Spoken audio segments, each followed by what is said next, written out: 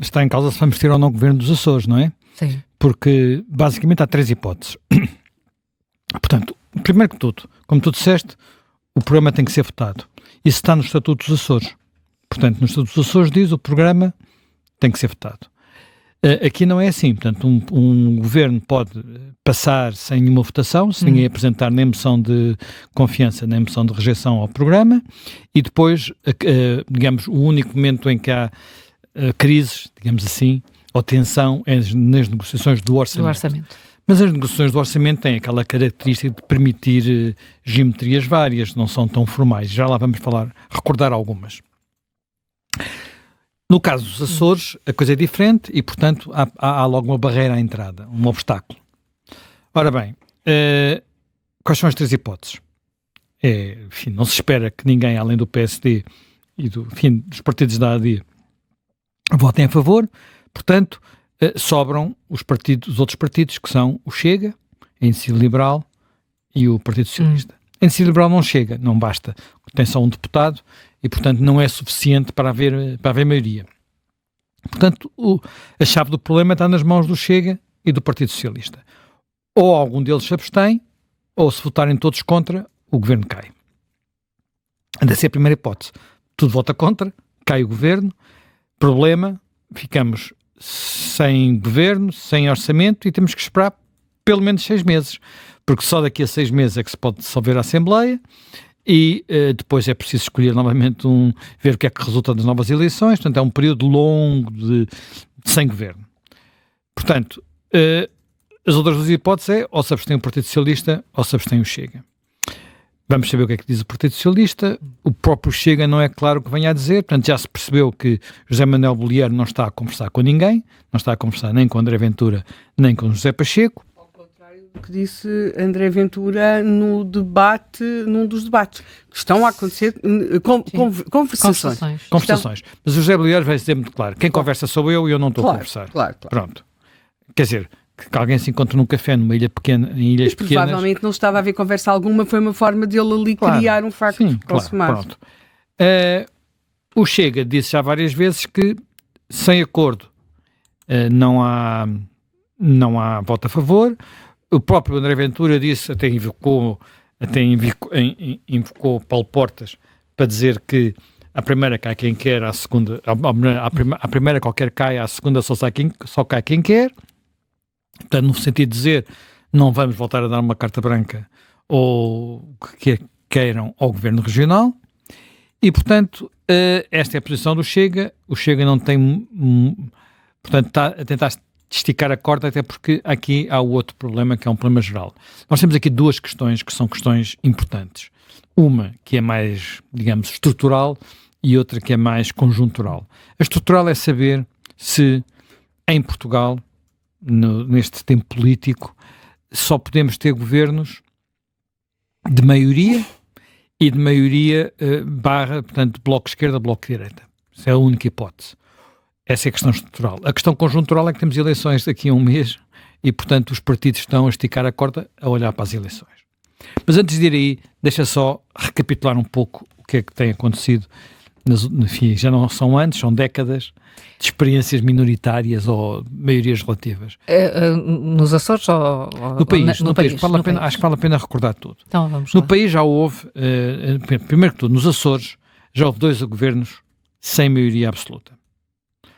O governo de Carlos César, o primeiro governo de Carlos César, em 1996, e o primeiro governo de José Manuel Bolieiro, em 2020. O que aconteceu no primeiro governo de Carlos César? Portanto, na altura, havia uma situação muito diferente da atual, em termos políticos e em termos regionais, que era havia um partido que estava no poder nos Açores há 20 anos, praticamente, ou há mais de 20 anos, portanto, Mota Amaral, governou, portanto, e no continente tínhamos acabado de sair de 10 anos de Cavaco Silva. Portanto, havia uma arrumação, digamos, política e psicológica completamente diferente da atual, porque havia um partido hegemónico na região, tinha havido um partido hegemónico na região e no país, o PSD, e estava-se a chegar ao fim desse ciclo. E por isso aconteceu um acordo que hoje em dia seria muito estranho, que é o governo de Carlos César passou com os votos do CDS, que tinha na altura 3 deputados na região. Foi um casamento de conveniência que não durou a legislatura toda.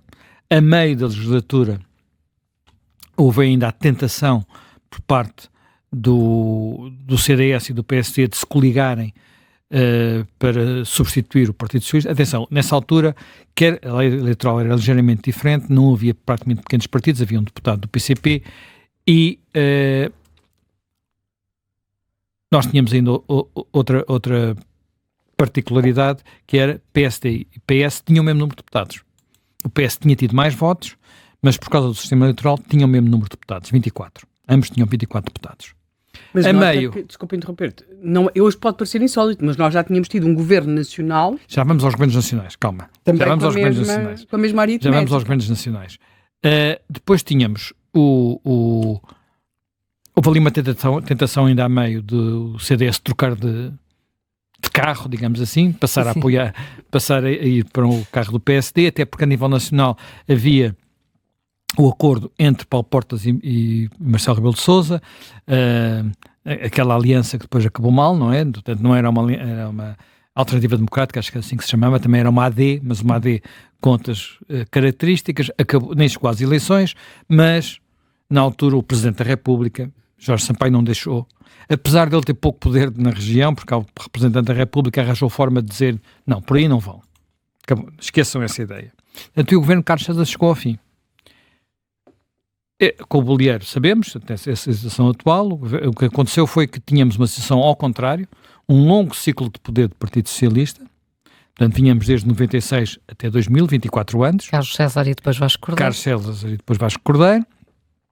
E também tínhamos o Partido Socialista no poder no continente e, portanto, o que resultou das últimas eleições em 2020 foi uma maioria à direita do Partido Socialista, hostil ao Partido Socialista, mas com o PSD sem ser o primeiro partido. Mas mesmo assim, esta maioria, que incluía a Iniciativa Liberal e o Chega, elegeu mais deputados e tinha claramente mais votos que o Partido Socialista. E, portanto, não formaram um governo, o governo foi do PSD, mas houve acordos separados com a Iniciativa Liberal e com o Chega para permitir que José Manuel Bolieiro governasse. Portanto, isto é Açores.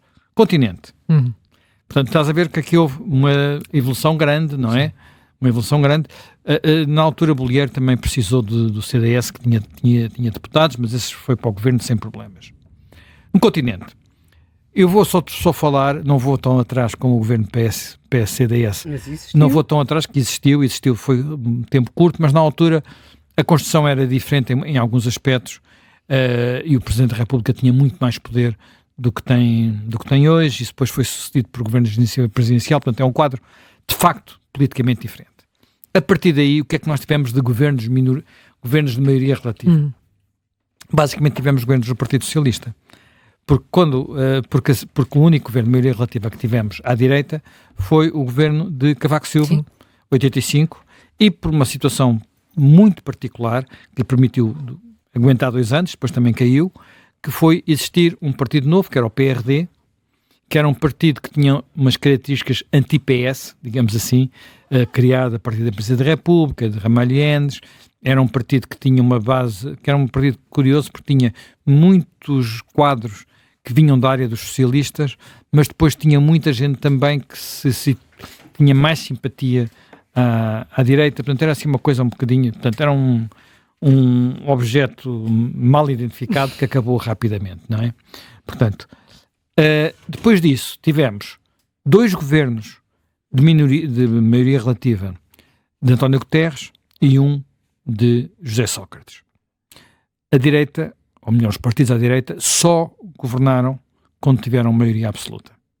Portanto, é bom ter isto bem presente, porque às vezes isto não era, curioso, isto não foi igual de um lado e do outro. Atenção, não foi igual de um lado e do outro. Portanto, como é que aconteceu com os governos nomeadamente António Guterres? Com os governos de António Guterres, o primeiro aqui é que conta, o segundo é um governo muito particular, é o governo dos 115, dos orçamentos limianos e por aí adiante. O que aconteceu foi que estávamos novamente num período em que tínhamos vindo da maioria de Cavaco Silva, 10 anos, ou melhor, 2 anos de 2 governos de maioria e um em minoria, 10 anos de Cavaco Silva, e a clivagem era quase, não era bem direita-esquerda, era cavaquistas e anticavaquistas, digamos assim. E, portanto, tínhamos uma enorme proximidade entre o Partido Socialista de António Guterres e um PP que era Manuel Monteiro / Paulo Portas. E, portanto, esse PP, Manuel Monteiro / Paulo Portas, viabilizou no início, o governo de António Guterres. António Guterres. Digamos que era um partido também anticavaquista. Também era um partido anticavaquista e do lado do PSD só houve, portanto, quando foi a votação do primeiro orçamento e dessas coisas assim, o líder ainda era, não tinha sido substituído por Marcelo Rebelo de Sousa, ainda era Fernando Nogueira, e Fernando Nogueira votou contra. Pronto. A seguir, entramos no processo de aproximação à moeda única e o governo do Partido Socialista passa a contar, basicamente, com o apoio passa a negociar com o PSD de Marcelo Rebelo de Sousa. Marcelo e o Guterres eram da mesma idade, conheciam-se bem, tinham andado juntos na Juventude Católica, portanto tinham alguns padres em comum, digamos assim, literalmente.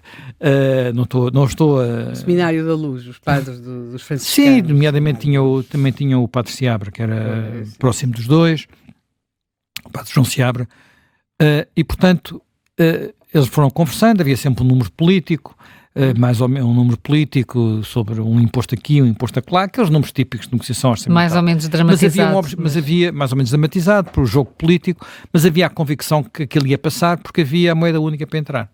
Nós estávamos aqui do euro, portanto ninguém queria uma crise política, nem à esquerda nem à direita, portanto isso caminhou. O segundo governo veio a seguir, depois temos o governo curto de 2 anos de José Sócrates, que passou, portanto, não foi necessário votar, passou o primeiro orçamento, Manuel Ferreira Leite disse: eu perdi as eleições, abstenho, e a seguir houve uma negociação longa, épica, com Pedro Passos Coelho, aquela negociação em que os protagonistas foram Eduardo Catroga, Carlos Moedas de um lado e Teixeira dos Santos do outro, com fotografias, com brindes, com aquelas coisas todas. Quem viveu se recordará. Mas o orçamento passou na mesma. Portanto, o PSD foi aguentando e o governo acabou por se demitir por causa do PEC 4, isso é outra história. Estamos no auge já da austeridade, não é? Ora bem, o que é que isto indica? Indica algumas coisas. Primeiro que tudo, e até se recuarmos mais atrás, ao primeiro governo de Mário Soares, podemos confirmar isso. Primeiro que tudo, durante muitos anos foi possível governar em minoria à esquerda, porque havia a convicção de que havia ali uma linha vermelha, que era o PCP. O PCP, apesar de ter feito muitas campanhas e ter uma linha política que era a maioria de esquerda, nunca fez vingar esse princípio, quer dizer, apesar do país estar cheio de cartazes a dizer maioria de esquerda, e ela existia no Parlamento, mas havia uma linha vermelha entre o PS de Mário Soares, ao princípio, e depois os outros PS e o Partido Comunista, e, portanto, a direita, ou em concreto, umas vezes o CDS, outras vezes o PSD, outras vezes os dois em conjunto, iam permitindo que o Partido Socialista governasse. Isso acabou em 2015. Porque aí chegamos ao último governo, aos governos mais recentes de minoria, que são os governos do Partido Socialista, que criam 2 novidades. A novidade de ser o segundo partido a governar, portanto, um partido que tem menos votos e menos deputados, PS António Costa face ao PSD de Pedro Passos Coelho, e os acordos com partidos que antes estavam para lá das linhas vermelhas, que era o PCP e o Bloco. Portanto, entretanto, o sistema político evoluiu para... Portanto, isto aconteceu muito também dependente da existência de 2 grandes partidos muito esmagadores em relação a todos os outros. PSD no centro-direita, PS no centro-esquerda. Portanto, este sistema era o que tínhamos.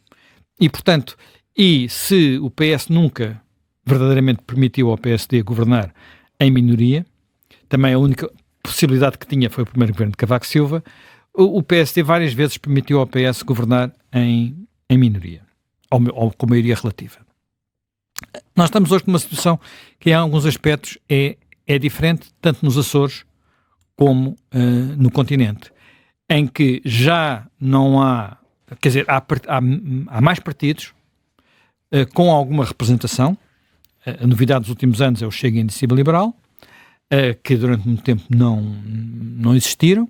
Portanto, a novidade à esquerda é não ser só o PCP, ser o PCP e o Bloco, esse já tem mais alguns anos, mas também é relevante. Enfim, ainda há o LIVRE, que ninguém sabe se poderá ter mais ambições do que aquelas que teve da última vez, um deputado, 2 deputados, portanto não é muito representativo, mas isto leva-nos para aquilo que é a discussão, que eu diria, mais estrutural. E que uma tem a ver com a tática e outra tem a ver com aquilo. Portanto, nós tivemos um sistema que, no fundo, não era quase maioritário, apesar de ser proporcional, com a dominância dos 2 partidos. E nos últimos anos estamos a evoluir para um sistema em que, enfim, houve ali um sobressalto em 2022 com a maioria absoluta de António Costa, mas que não é muito repetível, digamos assim, mas estamos a evoluir para um sistema onde, das duas uma, ou se a esquerda tiver maioria, governa à esquerda, se a direita tiver maioria, governa à direita, ponto final, parágrafo, pronto, e desse ponto de vista, para poder haver alternância, é preciso, não se pode deitar fora os votos do Chega, não pode haver isso, mas como já não se deitam fora os votos do PCP e do Bloco, durante muito tempo não deitavam-se fora, era o chamado arco constitucional, desapareceu, sim. Portanto deitavam-se fora, e agora a questão é saber se deitam fora ou não. Portanto, é aquela solução, ou vamos para um outro sistema, em que, mesmo sem haver bloco central, há tolerância, digamos assim, para haver governos à esquerda, de centro-esquerda ou de centro-direita, sem terem que depender digamos, do apoio dos extremos, ou dos partidos mais radicais. E isso é um bocadinho aquilo que está em causa neste momento também nos Açores. Claramente, a aposta de Pedro Nuno Santos é o primeiro destes sistemas, portanto, e tem 2 argumentos, um que é discutível e o outro que é falso. O primeiro argumento que é discutível é se, quando há este tipo de tolerância entre os 2 blocos, estamos ou não a favorecer os extremos. Que é esta coisa. Mas isso é verdade com governos de bloco central, não é tão óbvio com governos em que o principal partido da oposição fica fora, mas vai fazendo acordos pontuais, orçamento a orçamento, para haver governabilidade. O outro argumento que é falso, que é um argumento que ele usou ontem, é que o PSD agora quer que nós, quando perde, alia-se ao Chega e faz governo, quando ganha, quer que sejamos nós a apoiá-lo porque não se quer aliar ao Chega e, portanto, com esta lógica, o PSD está sempre no governo. Bem, o PSD só estará sempre no governo se houver maioria direita. Porque sem maioria direita isso não acontece, o PS vai para o governo. Portanto, não há aqui... Porque aquilo que o PS quer é ao contrário. De alguma forma, aquilo que quer é ao contrário. Enquanto o Chega não faz parte das contas, sim. E, portanto, o PS quer poder... Nem sei bem o quê, porque, no fundo, quer dizer o quê? Que perde as eleições, não há maioria de esquerda ou mesmo que ganhe as eleições, não há maioria de esquerda e governa sempre, porque no limite governará sempre. Porque conseguir uma maioria de direita sem o Chega, nos próximos tempos não se sabe bem como, não é? Portanto, e por isso, no fundo, o que o PS está a dizer é assim, se eu e o Bloco e o PCP tivermos votos, o PSD ficará sempre de fora. Ficará sempre de fora e não é preciso que tenha a maioria dos deputados. Não é preciso que tenha a maioria dos deputados. Basta ter mais votos que somar mais que o PSD. Portanto, isto é um tema relevante porque, no fundo, aquilo que vai estar em causa nos Açores e dentro da discussão do Partido Socialista, e, portanto, queremos a saber para que lado é que eles caíram, é saber se o PS, quando diz que o Chega tem que ficar, é uma linha vermelha, tem que ficar fora do sistema, leva isso até às últimas consequências e, portanto, viabiliza um governo do PSD para evitar que o Chega faça parte da equação. No fundo, aquilo que Sá Carneiro fez com Mário Soares, ou que Marcelo fez com Guterres, ou mesmo que Passos Coelho começou por fazer com Sócrates. Com Sócrates, a possibilidade de uma aliança com o Partido Comunista no quadro da austeridade era impossível, não é? Sim. Portanto, mas no limite temos um quadro destes, e isto é vantajoso quer dizer, o PS precisa disto por causa dos argumentos para a campanha nacional. Só que eu estou convencido que Pedro Nuno Santos acredita também nisto. Não é apenas tático, é mesmo estrutural.